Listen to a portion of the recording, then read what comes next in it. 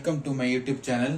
இன்னைக்கு நம்ம பார்க்க போகிறது செப்டம்பர் 2022 கேட்ட ஒரு முக்கியமான ஒரு கணக்கு தான் பார்க்க போகிறோம். இந்த கணக்கு எங்கே இருக்குது அப்படின்னா யூனிட் 2 கரண்ட் எலக்ட்ரிசிட்டியில் தான் இந்த கணக்கு இருக்குது. இது ரொம்ப ஒரு முக்கியமான ஒரு 2 மார்க் கொஸ்டின்.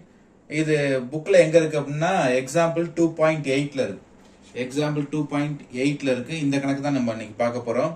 ஸோ கணக்கு ரெண்டையுமே வந்து நம்ம பைலிங்குவலாக கொடுத்துருக்கோம். இங்கே calculate the equivalent resistance for the circuit which is connected to 24 voltage battery and also find the potential difference across 4 ohm and 6 ohm resistors in the circuit அப்படின்னு கேட்டிருக்காங்க. என்ன கேட்டிருக்காங்க அப்படின்னா ரெண்டு ரெசிஸ்டரை ஒரு சீரிஸ் கனெக்ஷன்ல கனெக்ட் பண்ணிருக்காங்க. அதுல எவ்வளவு பொட்டன்ஷியல் டிஃபரன்ஸ் கொடுக்குறாங்க அப்படின்னா 24 வோல்டேஜ் பொட்டன்ஷியல் டிஃபரன்ஸ் கொடுக்குறாங்க. என்ன கண்டுபிடிக்க சொல்றாங்க அப்படின்னா இந்த ஒவ்வொரு ரெசிஸ்டன்ஸ்லயும் எவ்வளவு பொட்டன்ஷியல் டிஃபரன்ஸ் இருக்கு அப்படிங்கறத கண்டுபிடிக்க சொல்றாங்க. அதுதான் கணக்கு, பேசிக்கான கணக்கு. தமிழ்லையும் வாசிருவாங்க.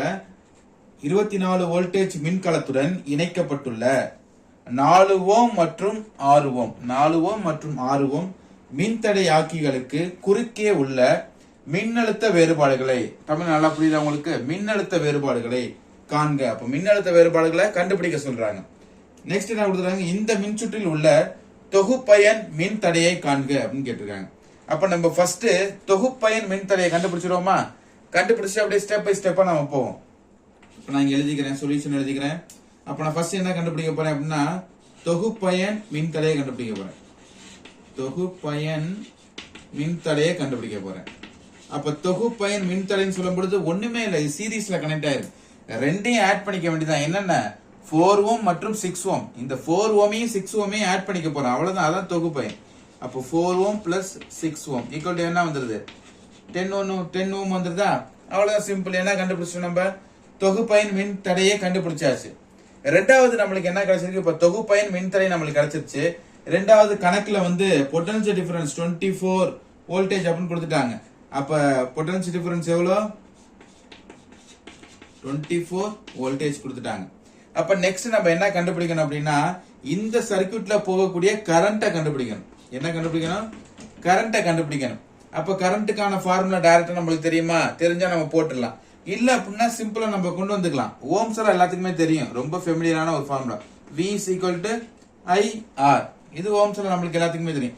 இந்த ஃபார்முலா நம்ம என்ன பண்ணிடலாம்? ஈஸியா டெரைவ் பண்ணிடலாம். எதை கண்டுபிடிச்சிடலாம்? ஐயை கண்டுபிடிச்சிடலாம். ஐக்கு பக்கத்துல என்ன இருக்கு? R இருக்கு. இந்த R இங்க ஆல்ரெடி என்ன இருக்கு? பொட்டன்ஷியல் டிஃபரன்ஸ் V இருக்கு. அப்ப இந்த ரைட் சைடு உள்ள R மல்டிப்ளிகேஷன்ல இருக்கு. அது லெஃப்ட் சைடு வரும்போது என்ன வந்துடும்? டிவிஷன்ல வந்துடும். அப்ப ஈஸியா நம்மளுக்கு என்ன இருக்கு? என்ன கண்டுபிடிச்சிடலாம்? நம்ம மின்னோட்டத்தை, அதாவது கரண்ட் நம்ம ஈஸியா கண்டுபிடிச்சிடலாம். அப்ப இங்க சால்வ் பண்ணிடலாமா? இங்க நம்மளுக்கு என்ன கொடுத்திருக்காங்க? பொட்டன்ஷியல் டிஃபரன்ஸ் 24 கொடுத்திருக்காங்க. அப்ப I is equal to 24 டிவிஷன்ல resistance என்ன கண்டுபிடிச்சிருக்கோம்? தொகுப்பயன் மின்தடை 10. அப்ப இதை சால்வ் பண்ணா என்ன வரும்? 2.4 ஆம்பியர். இப்ப நம்மளுக்கு என்ன கிடைச்சிருச்சு? I கிடைச்சிருச்சு. தொகுப்பயன் மின்தடை கண்டுபிடிச்சாச்சு, மின்னோட்டத்தையும் கண்டுபிடிச்சாச்சு. இப்ப என்ன கண்டுபிடிக்க சொல்லியிருக்காங்க? 4 ஓம் மற்றும் 6 ஓம் மின்தடையாக்கிகளுக்கு குறுக்கே உள்ள மின்னழுத்த வேறுபாடுகளை கண்டுபிடிக்கணும். அப்ப ரெண்டு மின்னழுத்த வேறுபாடுகள் கண்டுபிடிக்கணும். எத்தனை இங்க ரெசிஸ்டன்ஸ் கனெக்ட் ஆயிருக்கு? 2 ரெசிஸ்டன்ஸ் கனெக்ட் ஆயிருக்கு. அப்ப 2 ரெசிஸ்டன்ஸுக்கு தனித்தனியா என்ன கண்டுபிடிக்கணும்? பொட்டன்ஷியல் டிஃபரன்ஸ் கண்டுபிடிக்கணும். சிம்பிளா எழுதிருவோமா? அப்ப V1க்கு தனியா கண்டுபிடிக்கணும், V2க்கு தனியா கண்டுபிடிக்கணும். அப்ப V1 சொல்லும் பொழுது அதே தான், என்ன ஃபார்முலா? ஓம்ஸ் லா கூடிய ஃபார்முலா தான். V is equal to IR. அப்ப I தான் இங்க இருக்கு, என்னது? 2.4 இருக்கு. இதோட எதை மல்டிப்ளை பண்ண போறோம்? ரெசிஸ்டன்ஸ மல்டிப்ளை பண்ண போறோம். என்ன ரெசிஸ்டன்ஸ்? 4. இந்த 4 மல்டிப்ளை பண்ணி எழுத போறோம். நான் அந்த ரைட் சைடு நான் அதை சால்வ் பண்ணி போறேன். அப்ப 2.4 இங்க ஒரு 4 into 4 நன்னாங்க எத்தனை? 16. 16 6 மிச்சம் 1. 4 2 8. 4 2s 8. 8 plus 1 9. அப்ப என்ன வருது? 96. ஓகேவா? அப்ப 96 இங்க எத்தனை ஸ்தானம்? 1 டிஜிட் வைக்கணும். அப்ப என்ன வரும்? 9.6. பொட்டன்ஷியல் டிஃபரன்ஸ் சொல்லும் பொழுது இங்க என்னதான் வரும்? V தான் வரும். கேபிட்டல் V வரும்.